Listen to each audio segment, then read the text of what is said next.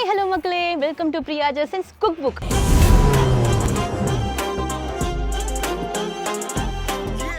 So நான் சென்னையில் இருக்கிற டைமில் நான் சில டைமில் என்னோடய ஊர் மிஸ் பண்ணும், ஊர் சாப்பாடு மிஸ் பண்ணும். ஸோ அப்படி மிஸ் பண்ண டைமில் நானே வந்து வீட்டில் சமைச்சு சாப்பிட்ற டிஷ் தான் உங்களுக்காக இன்றைக்கி நான் சமைக்க போகிறேன். மாம்பழ புளிச்சேரி. இந்த ஒரு ரெசிபி என் ஊரில் எவ்வளோ ஃபேமஸ் தெரியுமா, அவ்வளோ ஃபேமஸ் இந்த ரெசிபி. ஸோ அதுதான் உங்களுக்காக இன்றைக்கி நான் சமைக்க போகிறேன். ஸோ நம்ம ஆரம்பிச்சிடலாம். ஸோ அதுக்காக நான் என் தோப்பில் போய் நானே பறித்து பழுக்க வச்ச இந்த மாம்பழம் வச்சு தான் இன்றைக்கி நான் சமைக்க போகிறேன். இந்த மாம்பழம் எடுத்துகிட்டு நம்ம அதை கட் பண்ணலாம்.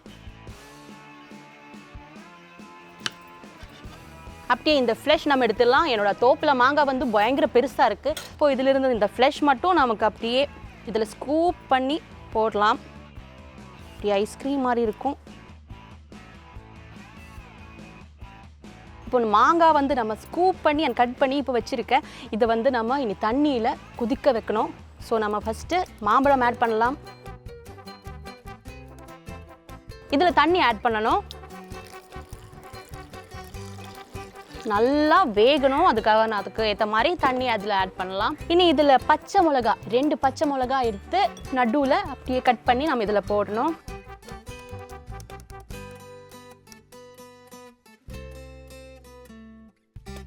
ஓகே, இதுக்கப்புறம் கறி லீவ்ஸ்.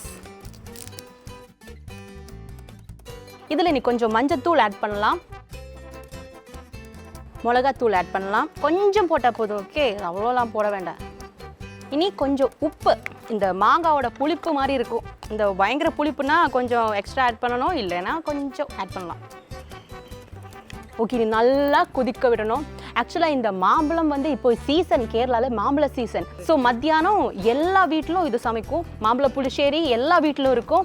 ஓணம் வருதில்ல, ஓணத்துக்கு இந்த சத்யாக்காக நான் வெயிட் பண்ணுவேன், இந்த ஒரு மாம்பழ புளிச்சேரிக்காக. இதுதான் ஊற்றி ஊற்றி ஊற்றி சாப்பிட்டுட்டே இருக்கும். அங்கே இந்த கறியில் மாங்காய் முழுசாக இருக்கும். அதை அப்படியே பிழிஞ்சு நம்ம ரைஸ் கூட அப்படியே சமைச்சு சாப்பிடுவோம். செம்மையாக இருக்கும். ஸோ இதில் கொதி வரணும். நம்ம இப்படி மூடி வச்சுட்டு நெக்ஸ்ட் ஸ்டெப்புக்கு போகலாம். ஸோ இது வேக வைக்கிற டைமில் நம்ம வந்து ஒரு பேஸ்ட் பண்ணணும். அதில் கிரேட்டட் கோகனட் ஃபர்ஸ்ட் ஆட் பண்ணணும்.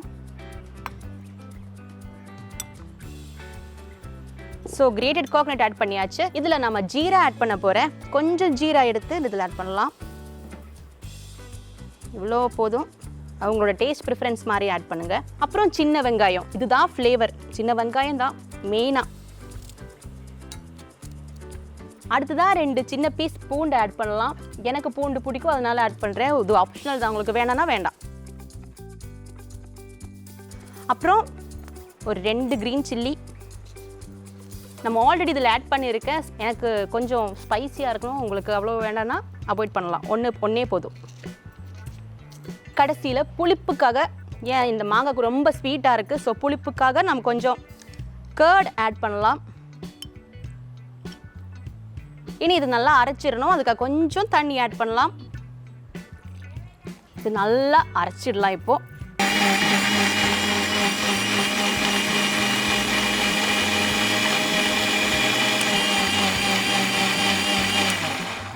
இப்போ அந்த பேஸ்ட்டும் ரெடி.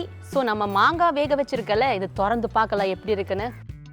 ஆஹா, பயங்கரமாக இருக்கே. ஸ்மெல்லெல்லாம் பயங்கரமாக வருது. நல்லா குக்காக இருக்குது. ஸோ இந்த அரைச்சி வச்ச தேங்காய் நம்ம இதில் ஆட் பண்ணலாம். இனி இது நல்லா மிக்ஸ் பண்ணணும். இனி கொஞ்சம் கொதிக்க வைக்கணும். அவ்வளோலாம் கொதிக்க வைக்க வேண்டாம். நான் கொஞ்சம் அந்த ரோ டேஸ்ட் போகிற வரைக்கும் நம்ம நல்லா கொதிக்க வைக்கணும். இனிதான் லாஸ்ட் ஸ்டெப். ஸோ இந்த கடாயில் நமக்கு இப்போ எண்ணெய் ஊற்றலாம், கோகனட் ஆயில்.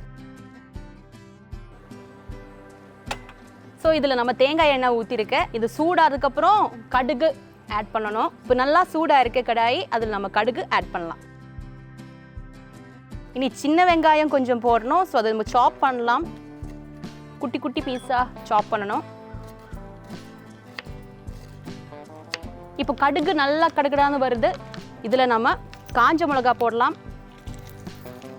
இனி கருவேப்பிலை போடலாம். இனி கடைசியாக நம்ம சாப் பண்ணி வச்ச சின்ன வெங்காயம் போடலாம். இது நல்லா ப்ரௌன் கலராக வரணும் இந்த சின்ன வெங்காயம். அதுதான் ஃப்ளேவர், அதுதான் டேஸ்ட்டு. ஸோ கேரளாவில் என்ன டிஷ் பண்ணாலும் இப்படி தாளித்து மேலே போடும். நம்ம சின்ன வெங்காயம் இப்போ நல்லா ப்ரௌன் கலராக வந்திருக்க, நீ ஆட் பண்ணலாம். லாஸ்ட் இப்போ முடிஞ்சிருச்சு, கறி ரெடி. நீ கொஞ்சம் நல்லா மிக்ஸ் பண்ணலாம்.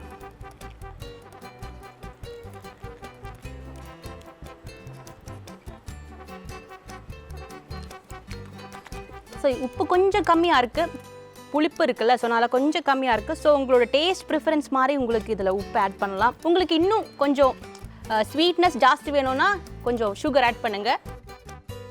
டேஸ்ட் பண்ணி பார்க்கலாம் எப்படி இருக்குன்னு. ஆஹா, சூப்பராக இருக்கு. ஸோ கறி நான் நினச்ச மாதிரி கரெக்டாக கேரளா டேஸ்ட்டில் வந்திருக்கேன். ஸோ நமக்கு இந்த ரைஸ் கூட அப்படியே சாப்பிட்லாம்.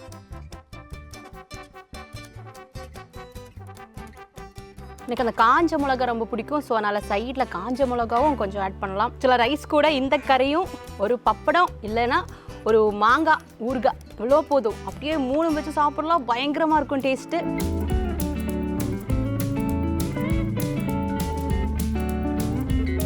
எனக்காக நான் இன்னைக்கு சமைச்சேன். ஸோ நீங்களும் உங்கள் வீட்டில் உங்களுக்கு பிடிச்சவங்களுக்காக இந்த ஒரு ரெசிபி ட்ரை பண்ணுங்க. ட்ரை பண்ணிட்டு கமெண்ட்ஸ்லாம் சொல்லுங்க. அண்ட் ஆல்சோ இதுதான் நம்ம பிரியாஸ் குக் புக்கோட லாஸ்ட் எபிசோட். இது வரைக்கும் நீங்களை சப்போர்ட் பண்ணுறதுக்கு ரொம்ப நன்றி. நிறைய கமெண்ட்ஸ் ஆனாலும் எல்லானாலும் அது எல்லாமே நான் எடுத்து இம்ப்ரூவ் பண்ணுறதுக்கு ட்ரை பண்ணியிருக்கேன். So thank you so much. And இன்னொரு சீசனில் நம்ம சந்திப்போம். So bye.